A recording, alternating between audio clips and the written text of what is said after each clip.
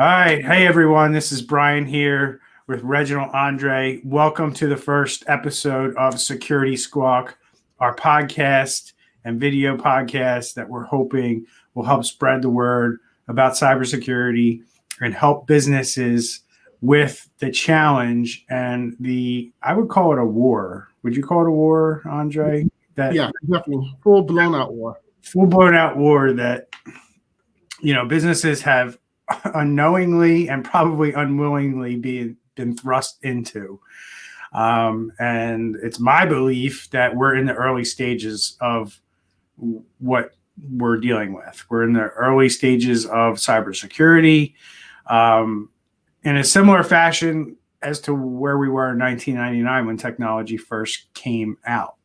We knew we had something really cool in our hands, but we didn't know what we were going to actually do with it. And fast forward 25 years later, we have a pretty good idea of what we're doing with technology. And I believe that in terms of cybersecurity and securing your technology, we're in that like 1999 stage. And this is only going to continue to grow. The problems are only going to continue to get worse. But the solutions are also going to get better over time. And it'll be interesting to see where this journey takes us. And I'm happy to be along for the ride. And Reg and I are here to try to bring everyone awareness and bring the news to you around this stuff, because it is ever changing and it's quickly changing.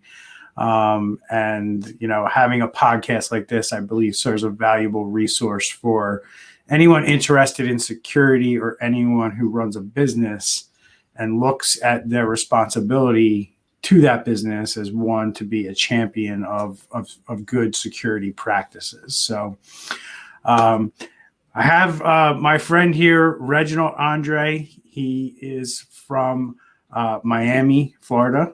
I will let him talk about his company briefly, and then I will let you know about mine. So go ahead, take it away. Sure. Thank you, everyone, for listening. So, Reginald Andre, but I go by Andre, and born and raised in Miami, Florida, and I've been doing IT for about 20 years now. I started off helping our computer repair person at my high school around 10th grade, and it was just something that I enjoyed. And then just over time, kind of just started to just graduate from computer repairs to start doing work for residentials, then to businesses. And for about the last 2 years, I've been specializing in cybersecurity, because this, as Brian, you mentioned, this is the future of where things are going and making sure that people's data is protected. So glad to be along for this ride. Sweet. Thanks. What's the name of your company? Sure. Arc Solvers. Arc Solvers. Beautiful. And where's the web address? Where can they find you? www.arcsolvers.com, and then on the social media, Arc Solvers throughout all the social media platforms. And it's ARK, right? Yeah. Cool. All right, great. Thanks, man. And I'm Brian Horning. I'm with Exact IT Solutions. Very similar story to Andre, that we started back in the days of just dealing with power supplies and hard drives dying, right? And the business has evolved and changed over 16 years we've been in business. We are now pretty much a full-fledged cybersecurity company at this point. And it's funny because I know that I've heard over the years from other people within our industry that managed service providers really shouldn't call themselves cybersecurity experts, because they're not. Well, I think that's becoming less and less of the case as all of us improve our businesses and get the required certifications and bench strength to, serve the community with cybersecurity services.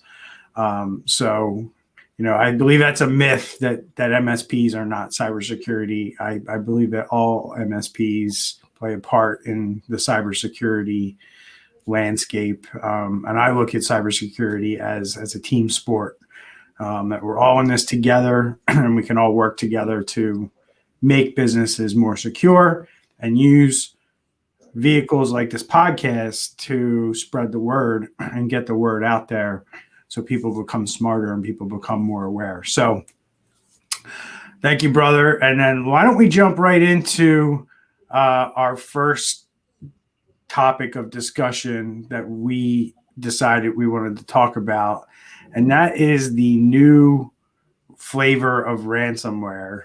Why don't you, real quick, before I pull up the specific one we're going to talk about, why don't you kind of give us your perspective on how ransomware changes and what that looks like and how often it changes and things like that? Yeah, so first off, let's just define ransomware. So just imagine having your files, and one day you open up your Excel spreadsheet, your Microsoft Word, whatever the case is, being that it's online on the cloud or locally on your computer, and all of a sudden you just see gibberish, XOs, different letters of the alphabet, and then there's a sign at the end that says, "Click here to learn more about where your files are," basically, or go to this website if you want your data back. So ransomware basically takes your information for hostage, and now unless you pay, you're not going to get the data back. And what we're seeing here is that there are different strains of ransomware. It's kind of like a virus, and in this case, as you're going to talk about, it hit a lot of big corporations. So definitely it's something to be taken seriously. Because they are now finding ways to not only infiltrate your computer, but even if you think, oh, I have a backup, I don't have to worry about it, it's actually going after your backups as well. So I'll let you take it from there, Brian.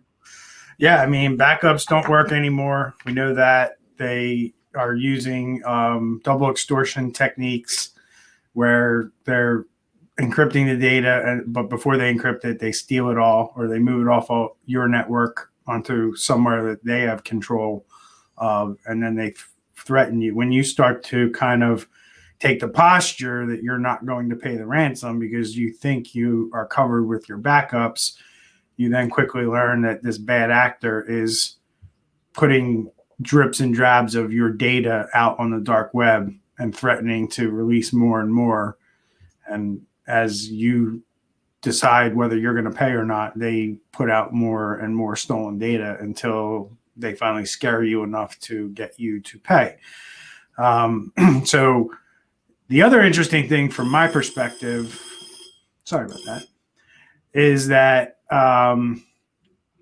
the ransomware seems to be changing about every 4 to 6 months. Like the ransomware groups that are out there deploying this are changing their software, improving their software, and improving their tactics, pretty rapidly. If you think about it from a business standpoint and how easy your business is able to pivot or make changes within itself over the period of a year, you're seeing some pretty remarkable movement from these cyber criminals who, in my opinion, run their operations like very well-run businesses. Mm-hmm. These are not kids sitting in people's basements playing around. These are either state-sponsored organizations that are getting money from a government or from some other source, and they're running these organizations like businesses to the point where they're even specializing and outsourcing their services. One outfit might be really good at just breaking in the networks. Another outfit might be really good at phishing schemes and getting in the networks that way. Another outfit might be good at deploying the ransomware or negotiating the tactics. And it's all different organizations that are working together to create money for themselves and take down businesses. And I think we're going to jump into the first one we're going to talk about, at least, is this new one, Egregor, that has come up in, I don't know, the first time they saw it was in September. Mm-hmm. Yep. Tell us who they've, let us know who they've hit. Because for only being around since September, they've taken out some pretty big companies so far. And anything that you want to add about Egregor, shoot, go right ahead. Yeah, they've actually just taken down the big boys.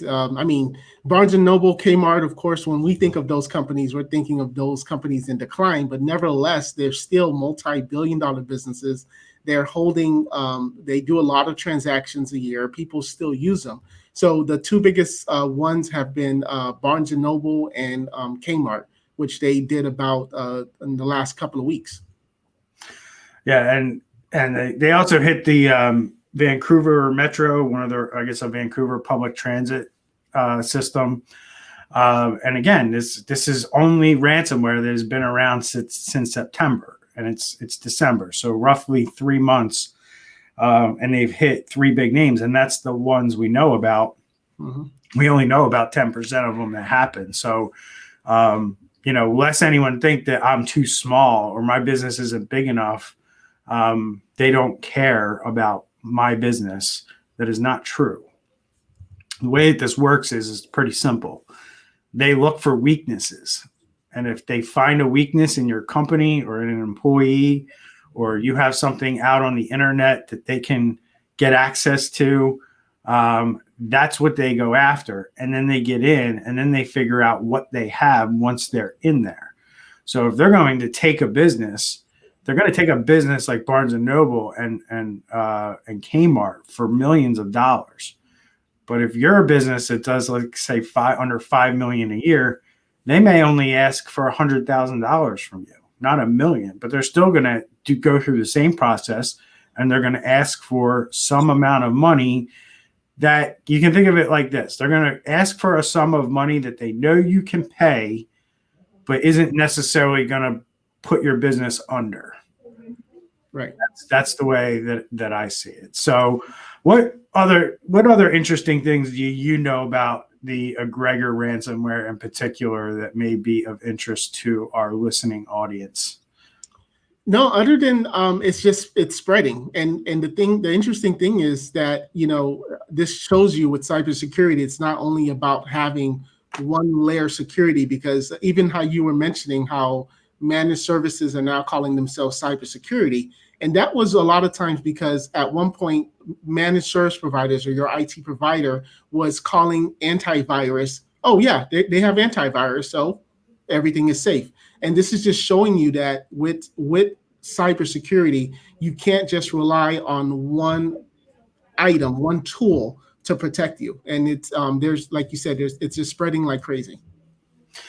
Yeah, and I guess the big thing for me with Egregor is that it we know that the trend is going in this direction with almost all ransomware, but it appears that with Egregor, there's some kind of mechanism either within the software itself or within the operations of the affiliates who are deploying this ransomware, where before there's a ransom that happens, they're exfiltrating the data first off the network so they can execute that double extortion that we mentioned earlier in the beginning of the podcast. So that's an earmarker with Egregor, where pretty much 100% of the time with their attack, they are stealing data prior to encrypting it so they can get paid no matter what happens. Because at the end of the day, like I say all the time, their only goal is to get paid.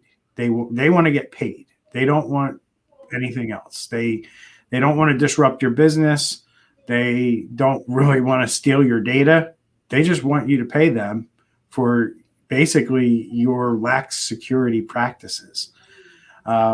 So, that's where we're at today with this particular ransomware strain. Obviously, there's others that are wild right now that are going crazy, like Ryuk is still pretty prevalent. And there's a bunch of other prevalent ones that are out there. But, we're also jumping into the days of, if we look at this article here that was written, Foxconn is one of the companies that has refused to pay a $34.5 million ransomware attack. And Foxconn is a chip maker, and just like this is a technology company. So if a technology company with this kind of revenue and the amount of resources that I'm sure that they pour into the security of their systems and their R&D, this goes to show you it can really happen to anyone. And I know we weren't kind of slated to talk about this, Reg, but FireEye got hit, and that major cybersecurity company, and they got hit. I guess that leads us to two things here that we can learn is that number one, you can't really protect yourself 100%, right? So Right. there's nobody out there who's going to put their word or their reputation on the line and say that they're going to stop all attacks 100% of the time. But the whole name of the game with cybersecurity is mitigating or reducing the amount of risk that your company has. So if we look at the Foxconn situation, like we mentioned with Egregor, Foxconn was basically like, we're not paying you for the ransom. And then the blackmailers were like, but we stole documents from your network. So it says right here, blackmailers threatened to publish the documents if Foxconn refused to pay the ransom. It's going on to say that the group refused to respond to the demands and it is currently not known whether the stolen data has actually been made public. So this double extortion that we're seeing is happening pretty much in every single attack now. Because I think it goes to the cat and mouse game that we play in cybersecurity. Everybody stepped up their game when it came to having backups and making sure that those backups worked in the event that they got ransomware. So I'm sure there was a period of time between 2019 and early 2020 where ransomware people that deployed it were seeing this. They were deploying it and companies were like, we're not paying. Right. So then they evolved their tactics and now they're kind of ahead of the game a little bit, in my opinion, because they're actually stealing this data and using it to hold companies ransom. So I don't know if you have anything else to add to this whole double extortion scheme that's going on now, but that is where we're at with, if your business gets hit, you can pretty much assume that your data was stolen. I'm sure you have some things to add to that, why I adjust my lighting because it looks like I'm in a dark room. Yeah, sure. So, there's this quote one time I read, and it says, "Do not celebrate what you don't yet have." Yeah.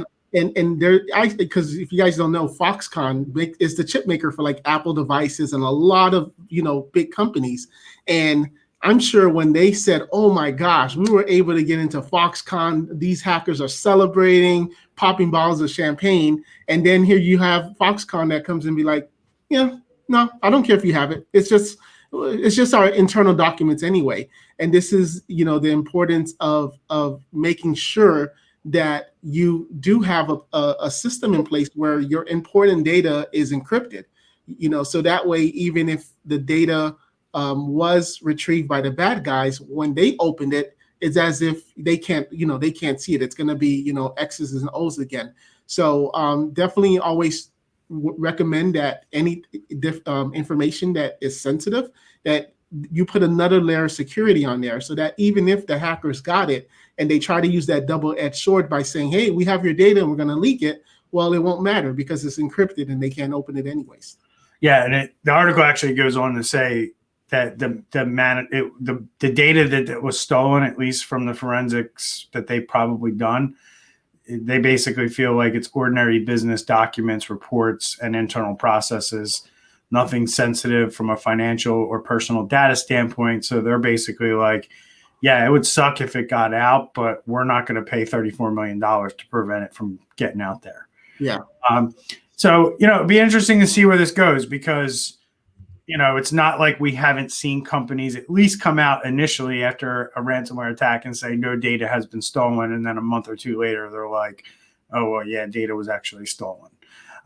So it'd be interesting to see if that perspective that they have right now changes to something other than, this was just kind of ordinary business information and it really wasn't that sensitive.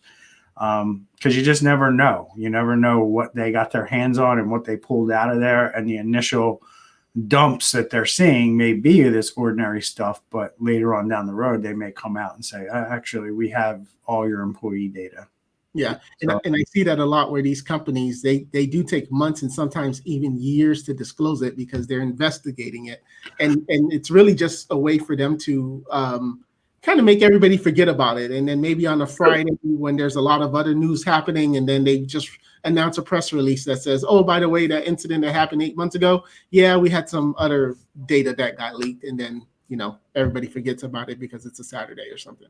yeah, and like you mentioned, the double-edged sword. In this case, the double-edged sword is: do you think they're going to leak the most important data first or the least important data first?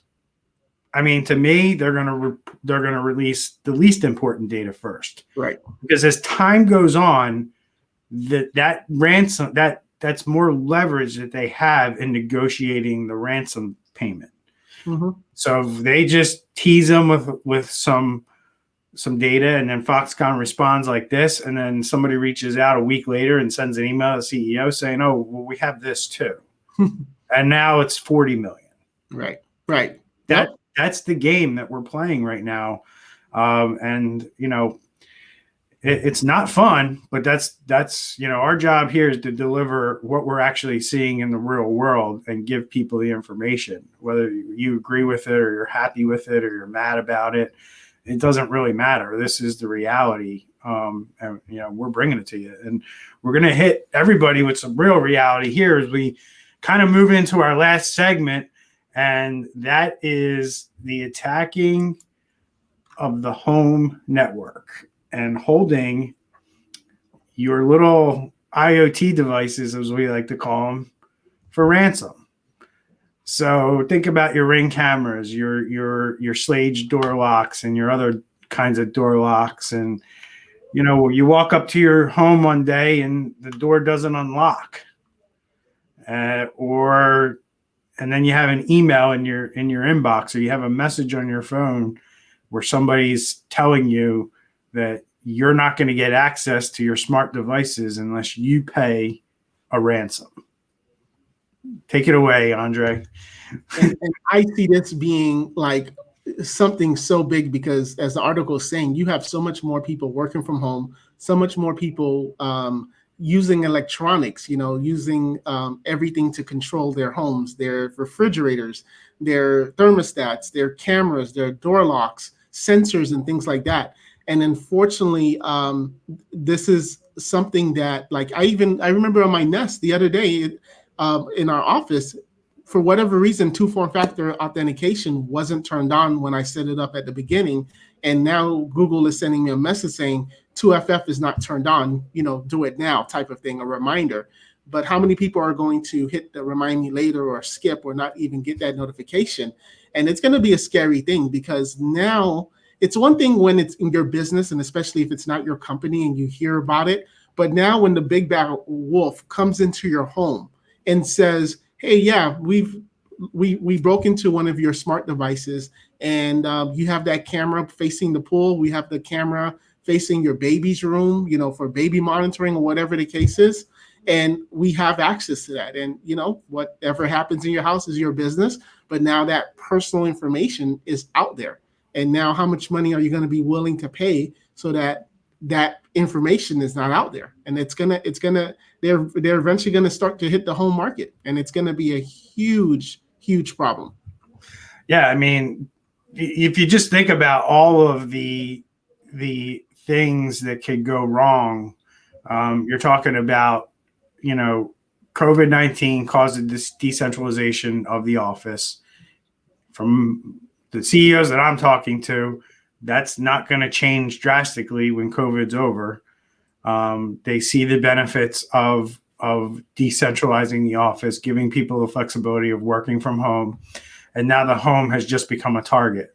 So, at the CEO, your C team, your vice president of operations, his home or her home gets hit and is held hostage, and they can't use any device in their house unless they pay. Are we going to see businesses start paying employees ransomware demands they can continue to operate and do business? That's one thing that is definitely on the table with something like this. The article is interesting enough. It says 28% of wealthy people have had their home devices compromised. Now, that doesn't surprise me because most of the people I know that have smart homes are wealthy individuals. But the reality of it is 5 years ago, not everybody had a flat screen TV in their house. Everybody has a flat screen TV in their house today because they're so cheap. Prices of this technology and on all this stuff is going to come down, and people are going to have more of this stuff. Like I venture to say, in 10 years, the lock and key that we're used to is really not going to exist unless it's like the backup option for a deadbolt or something like that. We're moving in the direction of smart locks, smart light switches, and everything being connected to the home. And all of those devices introduce weak points to the security of the house.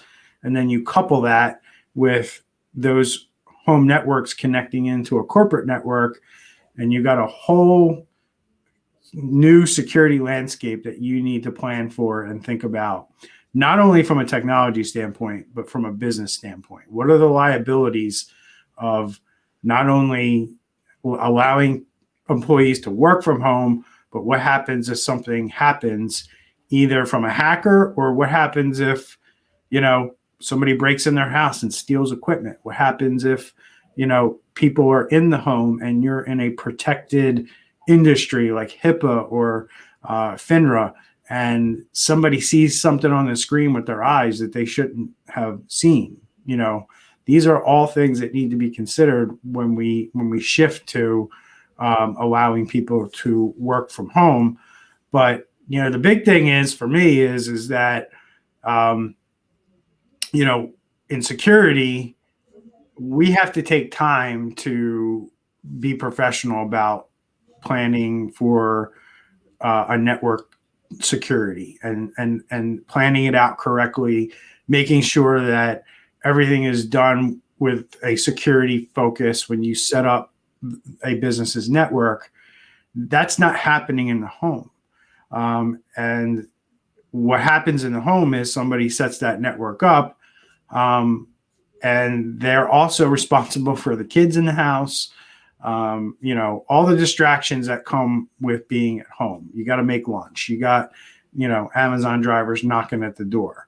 And that all leads to, in my opinion, to the person in the home just missing something, just being so busy with their day that they forget to log onto the VPN, or, something happens where they create some kind of a security risk to the business that originates from the home. So there's, this is a new kind of security twist to what we're seeing out there, in that, the whole home, all these devices that you have can become hostage, can be held hostage, and you're going to have to pay to be able to use your house again, which is absolutely insane if you think about it. But, and I don't want anyone to think that we're kind of, this is like a pipe dream. This is actually going to be a problem in the next, probably in 2021, where they're going to hit these homes. So, yeah, I was actually talking to one of our customers about something similar to this. And, he kind of said, Andre, I think you're getting a little too paranoid. I think you're getting a too little, like, the world's about to end type of thing. But 28% of wealthy people, and I have a suspicion that whatever this attacker is doing right now in that 28%, a lot of them are just sitting there. They're waiting for those vulnerabilities to happen on a laptop, to happen on something, because even one of the largest cable companies, they had one of the remotes that they use had an issue where hackers were able to get into the remote and then listen into the conversation. So if you're doing a telehealth and you're a doctor and you're working from home, or you're in the business, a C-level, and you're talking about a big deal, and here you have the remote in your living room that's just sitting there, and now you have someone listening to that, they can then use that against you. They can say, hey, we're going to leak this, or we're going to send this over to your competitor, let them know about your trade secrets, let them know about your 2021 plans or whatever, and it's going to happen, and it's happening already, as that other article said. Yeah, I think it's important to point out to people that there might be a major misconception about how hacks actually go down. It's not that somebody gets into your network and then they're in and then they try to do as much damage as they can as soon as they get in there. The way the technology basically works in the majority of cases is they get into your network and they'll try everything that they can to stay there for as long as they can. Mm-hmm. And there's software, and if you've ever heard of TrickBot or botnets, there's these automated computer crawlers and bot networks that can be set up to report back to a server that says, well, hey, when you got into this network, there were no vulnerabilities, but now there's this 1 or 2 or 3 vulnerabilities. And then the cyber criminal gets that alert from his server, and then he goes into your network and starts trying to use tools like Nmap, things like that, to get into your devices and take control of them. So you might not think that you have a problem right now because you don't see or notice anything going on, but you may very well have a home network that's infected, but they just have nothing to exploit at this time. It doesn't mean that you won't have a device that eventually has an exploit, or you will introduce a device that has a vulnerability that's exploitable on it. So I know that was a little technical, but I think it's important that people know that it's not a get in there, see what we can get in, and then get out, and then they never revisit that network ever again. It's quite the opposite. They download a dropper or some kind of Trojan on the network, and they can keep that there as long as you don't figure out how to remove it. If you're not even scanning for it or looking for it or have endpoint protection that can tell you that this is here, or you're not actively updating the firmware of all your internet devices, your light switches, your cameras, your TVs, you're going to be susceptible to these kinds of things. It's just the nature of the beast. And as the article points out, when you set up a home network, you're effectively the IT support for that network. Mm-hmm. So, and not to get a rabbit hole, I know we're limited on time here, but what does now the audience who's listening to this and says, wow, my IT company is managing all of our corporate stuff, but what about our C-levels? So they're out, they're taking their devices home now. So how are they so who's protecting them at home, or how is that going to work? Because it's kind of like having, the front of the house all secure, but then all the thief has to do is say, okay, well, I know I can't get into their office building. Let me just follow the CEO home, see where he is, and let me just go in that way. 1,000%. It happens all the time, and it could be. It doesn't have to be a cyber criminal halfway around the world either. I mean, realistically, you could have maybe a kid that lives next door who has a Wi-Fi hacking device, and he's just able to do the things he can do using the tools that are out there for Wi-Fi hacking, and he's able to just sit in his house and cause havoc on your network or sell access to your network, because that's a big market. Hey, I have access to my neighbor who is the CEO of this major Fortune 500 company, and this kid just sold access to your home network, and now you got actual professional criminal hackers who are trying to not only see if they can get anything off your home network, but now penetrate your work network. So fun stuff that we're dealing with here. And I hope everyone was enlightened by our talk today and what we've brought to the table. I know that, the stuff that we're talking about is literally articles that we've pulled that were written probably within the last 72 hours. So that's how quick this stuff is changing. Andre and I look forward to bringing you at least one podcast a week, depending on how the show goes. We may end up ramping that up to a little bit more. We also have plans to bring in some guest interviewees from all walks of life, not just tech, but business and other areas that we feel are interesting and can add to really this business channel that we're building to bring and promote awareness around cybersecurity. So I thank you. Andre thanks you. We'll see y'all next time. Take care, everyone.